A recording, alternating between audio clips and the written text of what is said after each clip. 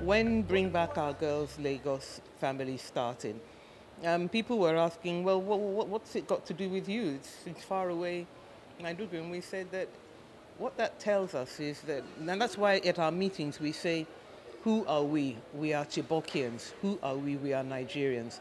The fact is this can happen to us anywhere, and the spread of kidnapping in particular tells us that we need to be aware and alert to these problems before they spread. It tells us that we need to be alert and aware of these problems because the idea that it's somebody else's problem has been comprehensively exploded.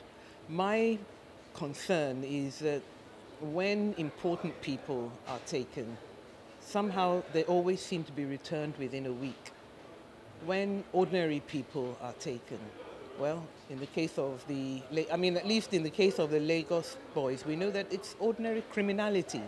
It's not pretending to be a political statement or anything. And yet it's almost 2 months that they have been gone.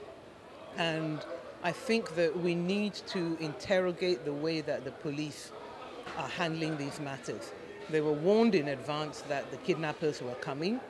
The kidnappers snatched the boys under their very noses. Now, if money has been paid, why is it that the money is not traced? If telephone calls are being made by the schoolboys, why is it that the source of those calls is not being traced? Really, I think that the police needs to understand that there's a lot of mistrust about the way that they operate. A lot of feeling and fear that if you go to the police, your story is not safe. For example, we heard of whistleblowers going to blow whistle. And then the next thing is suddenly there's no money there. Now, it may be that the whistleblower is indeed malicious, but many people will seek another explanation for that. And I think that what the police need to be aware of is that that narrative should not be allowed to gain too much traction in Nigeria, because if it does, then nobody will ever trust the authorities. There's no trust in the security services.